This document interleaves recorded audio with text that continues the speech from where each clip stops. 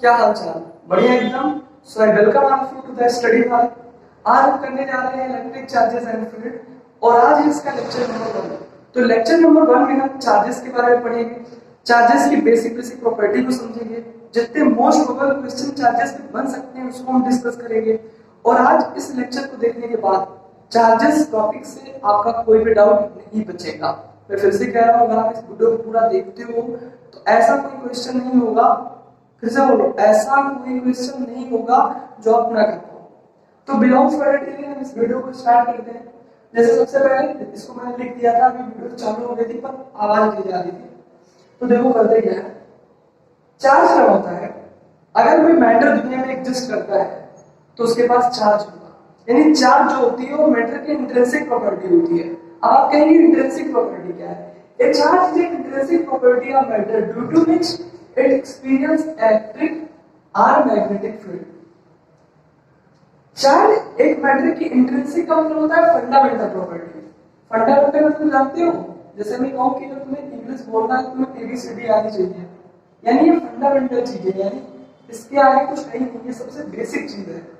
तो charge matter की वह फंडामेंटल प्रॉपर्टी है जिसकी वजह से वह इलेक्ट्रिक या मैग्नेटिक फील्ड महसूस करता है, एक्सपीरियंस करता है। इस दुनिया में जितनी भी चीजें बनी हैं, आज मैं आपको कुछ फील कराऊंगा, बहुत सारे मिसकंसेप्शंस आपके दूर करूंगा। अभी तक बहुत सारे कॉन्सेप्ट्स ऐसे होंगे जिनको आपने पढ़ तो लिया होगा पर आज उसको फील देना होगा। बहुत सारे मिथ तोड़ूंगा फिजिक्स का, अभी बताता हूँ, अभी दिखाता हूँ, सारी चीजों को अभी दिखाता हूँ। तो हमने कहा कि चार्ज होती है इंट्रिंसिक प्रॉपर्टी होती है जिसकी वजह से कोई भी मैटर इलेक्ट्रिक या मैग्नेटिक फील्ड में एक्सपीरियंस करता है। अब आइए देखते हैं चार्ज की जो एसआई यूनिट होती है, एसआई यूनिट जो होती है उसे हम कूलॉम बोलते हैं। क्या बोलते हैं? कूलॉम बोलते हैं। चार्ज की एसआई यूनिट को क्या कहते हैं? कूलॉम कहते हैं, इस बात को याद रखना। फिर देखो, अब हम पढ़ेंगे प्रॉपर्टीज ऑफ चार्ज। क्या पढ़ेंगे? Properties of charge. देखो ये बहुत इंपॉर्टेंट टॉपिक है, इससे मोस्ट प्रोबेबली में 12th वगैरह के बोर्ड्स एग्जाम में क्वेश्चंस पूछे जाते हैं या फिर कॉम्पिटिटिव एग्जाम में भी इसके क्वेश्चंस आते हैं, मतलब आ जाते हैं। होता क्या है, सबसे पहले इस प्रॉपर्टी हम पढ़ेंगे चार्ज के बारे में कि चार्ज अगर है दुनिया में तो उसकी क्या क्या प्रॉपर्टी हो सकती है। तो इस चीज को पढ़ने से पहले मैं आपको एक कॉन्सेप्ट बताता हूँ कि अगर कोई चार्ज, जैसे मैंने बोल तो दिया कि अगर कोई मैटर है तो वो मैटर है तो अगर उसके अंदर चार्ज, इसकी इंट्रिंसिक प्रॉपर्टी है जिसकी वजह से वो इलेक्ट्रिक और मैग्नेटिक फील्ड प्रोड्यूस करेगा, एक्सपीरियंस करेगा। पर ये कैसे?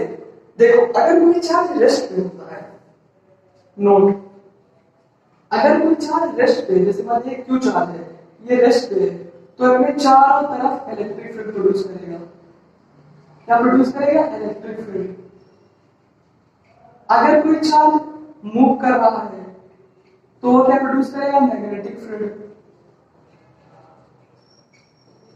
अगर कोई चार्ज एक्सेलरेट कर रहा है तो वो इलेक्ट्रिक और मैग्नेटिक फील्ड दोनों प्रोड्यूस करेगा।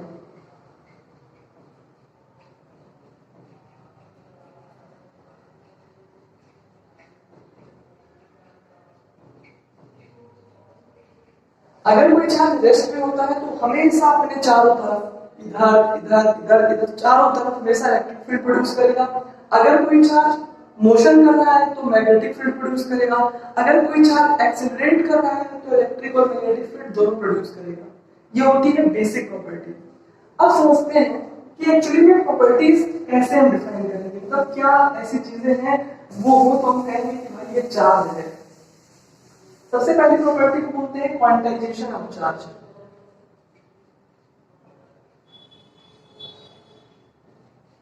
ये क्या कहता है? ये कहता है कि जो चार्जेस होते हैं वो इंटीग्रल मल्टीपल होते हैं किसके? इलेक्ट्रॉन के, यानी charges is the integral multiple of electron. इसका एक फार्मूला होता है, मैं इस चीज को समझाता हूं, Q = N। देखो होता क्या है, इस दुनिया में सबसे फंडामेंटल चार्ज जो कि इंडिपेंडेंटली एग्जिस्ट कर सकता है वो है mass of electron, sorry charge of electron.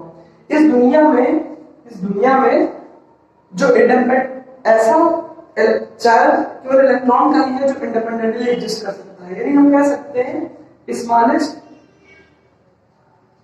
Fundamental particle which can exist independently is charge of electron। इस दुनिया में सबसे छोटा चार्ज जो इंडिपेंडेंटली एग्जिस्ट कर सकता है वो है चार्ज ऑफ इलेक्ट्रॉन। मैं ऐसा नहीं कह रहा हूं कि इलेक्ट्रॉन से छोटे चार्जेस होते नहीं, होते हैं। जैसे क्वार्क्स आप पढ़ोगे, आपके सिलेबस में नहीं, जैसे आप क्वार्क्स पढ़ते हो तो जो क्वार्क्स होता है वो इंडिपेंडेंटली एग्जिस्ट नहीं कर सकता। कई सारे क्वार्क्स मिल करके हाइड्रॉन्स बनाते हैं, तो हाइड्रॉन्स इंडिपेंडेंटली एग्जिस्ट करता है पर क्वार्क्स इंडिपेंडेंटली एग्जिस्ट नहीं कर सकता। यही एक सबसे छोटा स्मॉलेस्ट चार्ज है जो कि चार्ज ऑफ इलेक्ट्रॉन जो कि होता है 1.6 × 10⁻⁻19 कूलम, जो कि इंडिपेंडेंटली एग्जिस्ट करता है। बाकी दुनिया में ऐसा कोई चार्ज नहीं है जो इंडिपेंडेंटली एग्जिस्ट कर सके। तो इसीलिए हम कहते हैं कि क्वांटाइजेशन ऑफ चार्ज का मतलब क्या है। जैसे मैं आपसे कहूं, जैसे इस वीडियो को आप देख रहे हो तो इस वीडियो को 2 लोग देख सकते हैं, 4 लोग देख सकते हैं, 6 लोग देख सकते हैं, पर क्या ऐसा हो सकता है कि 4.5 लोग देख ले, 6.5 लोग देख ले? ऐसा नहीं हो सकता, कभी भी नहीं हो सकता। क्यों? क्योंकि क्वांटाइजेशन होता है। क्वांटाइजेशन का मतलब है इंटीग्रल मल्टीपल, इसे लिखा है इंटीग्रल मल्टीपल ऑफ इलेक्ट्रॉन। इसमें 1 हो सकता है, यानी Q equal to n। n क्या हो सकता है? 1 हो सकता है, 2 हो सकता है, 3 हो सकता है, 4 हो सकता है, लेकिन 4.5 नहीं हो सकता, 6/5 नहीं हो सकता, 7/5 नहीं हो सकता। समझ रहे हो? तो इंटीग्रल मल्टीपल का मतलब हुआ कि हमेशा इंटीग्रल मल्टीपल ऑफ इलेक्ट्रॉन होंगे। ठीक, हमेशा 1 होगा, 2 होगा, 1.2 नहीं होगी, 1/5 नहीं होंगे। लिख देते हैं 1 2 3 4 5, ये सब होंगे। अब देखो होता क्या है, इस पे क्वेश्चंस पूछे जाते हैं। इस क्वेश्चन को ध्यान से सुनना, आपके बोर्ड एग्जाम के लिए मोस्ट इंपोर्टेंट है। कभी-कभी बहुत सारे क्वेश्चंस ऐसे आ जाते हैं। तो इस क्वांटाइजेशन प्रिंसिपल पे थोड़ी सी क्वेश्चन की प्रैक्टिस करेंगे। देखो क्वेश्चन कैसे आते हैं। क्वेश्चन ऐसे आते हैं, जब क्वेश्चन है तो वीडियो को पॉज करो, एक बार फिर से ट्राई करो, अगर नहीं आता है तो फिर सॉल्यूशन देखो। देखो करते क्या है, जैसे मैं आपसे बोलूं question 8 × 10⁻⁻19 coulomb, is it possible?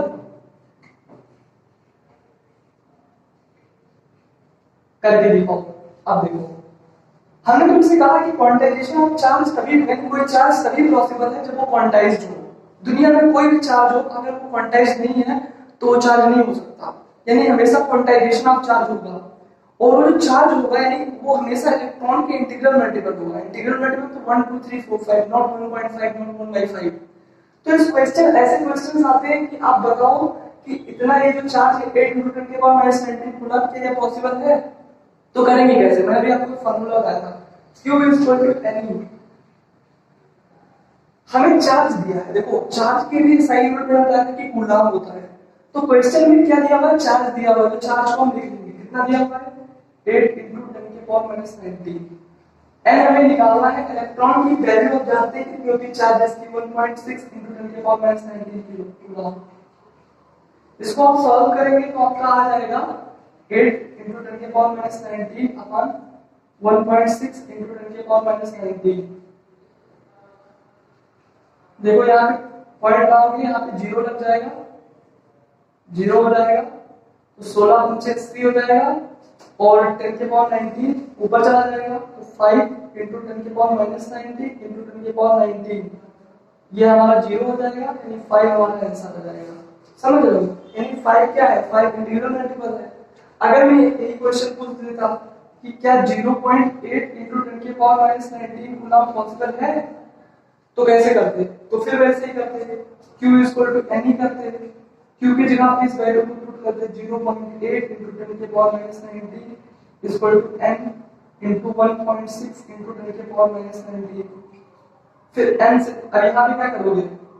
यहाँ से उड़ा दो, 10⁻19 कट जाएगा, और यहाँ पे n कितना हो जाएगा? 8/16, यानी 1/2 आएगा।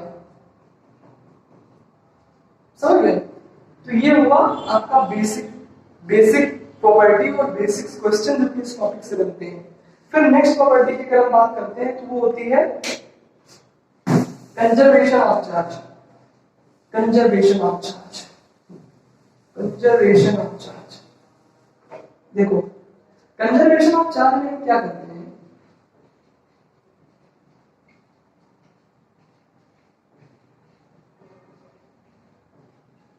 कंजर्वेशन ऑफ चार्ज क्या कहता है, ये कहता है total charge of an isolated system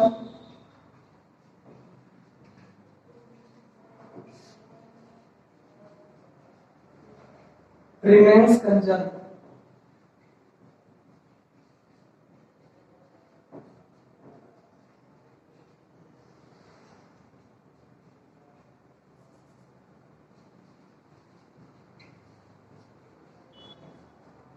total charge of an isolated system remain conserve.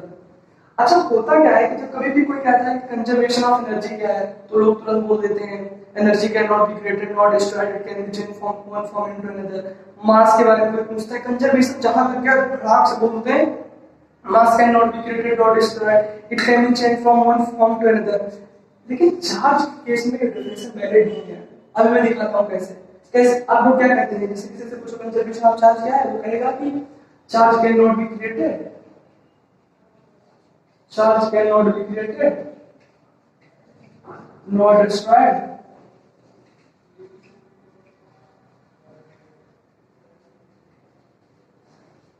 it can be changed one form to another, it can be transferred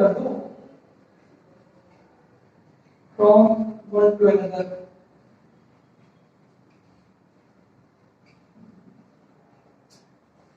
देखो होता क्या है, देखो ये डेफिनेशन सही है लेकिन इसको मैं गलत प्रूफ करूंगा। अभी देखना कैसे। कंजर्वेशन ऑफ चार्ज कहता है कि charge can not be created not destroyed but it can be change from one form into another. ये वो लोग कहते हैं जिन्हें फिजिक्स के बारे में जानकारी नहीं है, जो फिजिक्स को कभी फील नहीं की है। आप इस चीज को कभी मत बोलना, अभी मैं बताऊंगा कैसे, क्योंकि ये गलत है। एनर्जी के केस में आप बोल सकते हो, मास के केस में आप बोल सकते हो, पर चार्ज के केस में ऐसा नहीं होगा। क्यों? अभी मैं आपको चार्ज को डिस्ट्रॉय करके दिखाऊंगा इसी वीडियो में और चार्ज को क्रिएट करके दिखाऊंगा। आज तक फिजिक्स को आप क्यों टफ मानते हो, उसका कारण जानते क्यों? क्योंकि आपको कभी ऐसा फील नहीं मिला। आज मैं आपको दिखाऊंगा क्यों चार्ज को क्रिएट कर सकते हैं, क्यों डिस्ट्रॉय कर सकते हैं। तो फिर तो भाई इसके डेफिनेशन गलत होनी चाहिए, पर ऐसा होता नहीं। जो सही डेफिनेशन जो कि स्टैंडर्ड बुक्स फॉलो करते हैं, जो कि वाल्टर लुइनसन फॉलो करते हैं। वाल्टर लुइनसन एक ग्रेट फिजिसिस्ट है। वाल्टर लुइनसन की कई सारे बुक्स हैं, वो एक महान साइंटिस्ट है जिनको पूरी दुनिया फिजिक्स के जितने भी एजुकेटर हैं या फिर जितने भी बच्चे फिजिक्स को कभी पढ़े हैं वो उन चीजों को जानते हैं और उन्हें फॉलो करते हैं। वाल्टर लुइनसन के बारे में आप लोग जरूर देखें।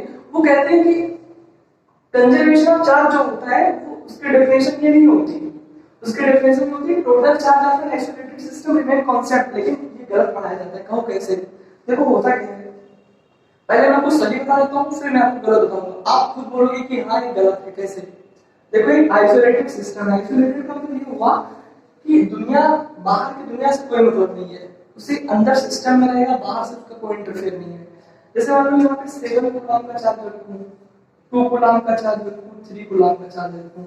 अब मैं इसको ऐसे हिला दूं, जैसे इसमें मैं 3 कूलम का चार्ज रखूं, 2 कूलम का चार्ज रखूं, 1 कूलम का चार्ज रखूं, फिर इसको ऐसे कर दो। तो कंजर्वेशन ऑफ चार्ज ये कहता है कि total charge of an isolated system remains conserve. आप कुछ भी करो चार्ज हमेशा कंजर्व रहेगा। तो होगा क्या, ये होगा कि जैसे मान लो 7 कूलम 2 कूलम है तो 7 कूलम मान लो यहाँ पे 3 कूलम हो गया। अब यहाँ पे कितने चार्जेस? 7 2 9 3 11 कूलम, यानी टोटल चार्ज 11 है। तो क्वांटाइजेशन ऑफ चार्ज के हिसाब से यहाँ पे भी 11 होने चाहिए। तो ऐसे आपसे क्वेश्चन पूछेंगे कि बताओ यहाँ पे कितने चार्ज होंगे, तो 7 3 10 यानी भाई 11 यहाँ पे तो 11 यहाँ पे भी होने चाहिए। तो इस डब्बे में भी 1 कूलम होनी चाहिए। यानी आप कुछ भी कर लो, इधर और इधर की वैल्यू बराबर होनी चाहिए। पर ये जो ये वाली डेफिनेशन है जो ये कहती है can not be created not destroyed, तो मैं इधर डिस्ट्रॉय और क्रिएट करके दिखाता हूं आपके सामने। देखो कैसे होता यूं है कि देखो समझो, बात को समझने की कोशिश करो। अलग होता क्या है, होता ये है कि जैसे मान लो कि हमारा न्यूक्लियस है,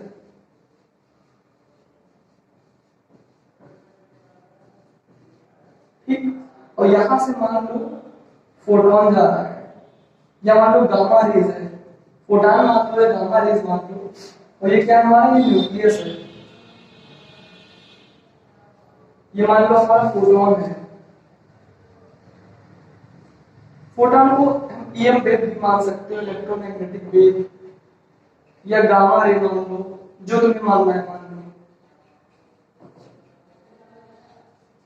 फोटोन जो होती है उसके रेस्ट मास जो होता है जीरो होता है, तो मैं कह सकता हूँ, इसका मैं फार्मूला बता दूं, जो एक फोटोन की एनर्जी होती है वो होती है E equal to h nu, या आपने 11th में पढ़ा होगा। न्यू होता है सी बाय लैम्डा, इतना जानते हो इनफ है। तो होता क्या है कि जब ये लाइट आके न्यूक्लियस से पड़ती है, तो जब यहाँ पे न्यूक्लियस पे बम्बार्ड कराते हैं, तो यहाँ से दो चीज निकलती है। एक निकलता है पॉलिट्रॉन, पॉलिट्रॉन क्या होता है, इलेक्ट्रॉन का उल्टा, एंटाई, इलेक्ट्रॉन का एंटाई, और एक निकलता है इलेक्ट्रॉन। इसकी वैल्यू होती है +1.6 इंटू 10⁻19, और इसकी वैल्यू होती है -1.6 इंटू 10⁻19। तो जब मैंने ईएम वेव्स यानी फोटॉन या गामा रेज से न्यूक्लियस में बम्बार्ड कराए, तो वहां पे हमने देखा कि यहाँ पे पॉलिट्रॉन निकल रहा है और एक इलेक्ट्रॉन निकल रहा है। लेकिन कंजर्वेशन ऑफ चार्ज के हिसाब से तो आप कहते थे कि charge can not be created not destroyed, यहाँ पे तो मैंने चार्ज क्रिएट कर दिया भाई, इधर तो कोई चार्ज नहीं है। ये जो प्रोसेस है इसको बोलते हैं पेयर प्रोडक्शन। इंटरनेट पे डालेंगे बहुत सारी वीडियो आ जाएगी, मैं अलग से मैंने इसको समझाया। पेयर प्रोडक्शन, पेयर प्रोडक्शन में क्या है कि you can create charge, yes you can, लेकिन बहुत सारे लोगों को पता ही नहीं है, बहुत सारे लोग मानते हैं कि हम चार्ज को क्रिएट नहीं कर सकते। आज मैंने आपको चार्ज को क्रिएट करके दिखा दिया, कोई गलत नहीं कह सकता। पेयर प्रोडक्शन होता है, ऐसे पेयर एनिलिंग होती है। पेयर एनिलिंग में क्या करते हैं, हम चार्ज को डिस्ट्रॉय कर देते हैं। कैसे, से पॉजिट्रॉन इलेक्ट्रॉन को मिला दिए तो उसका पॉजिट्रॉन इलेक्ट्रॉन मिल गई, देखो एक की वैल्यू +1.6 into 10⁻19 कूलम, और इलेक्ट्रॉन की वैल्यू -1.6 into 10⁻19 कूलम। अगर इनको आपस में मिलाएंगे तो ये तो जीरो हो जाएगा, तो चार्ज को मैंने डिस्ट्रॉय भी कर दिया। यहाँ पे जैसे एक न्यूक्लियस था, वहां से ईएम वेव की बम्बार्डिशन कराया, ठीक, बम्बार्ड करें न्यूक्लियस के, पॉजिट्रॉन इलेक्ट्रॉन निकला, पॉजिट्रॉन इलेक्ट्रॉन निकला, तो आपकी वो डेफिनेशन तो गलत हो गई। तो जो हमारी सही डेफिनेशन होती है quantization, sorry conservation of charge की, वो ये होती है total charge of an isolated system remain conserve.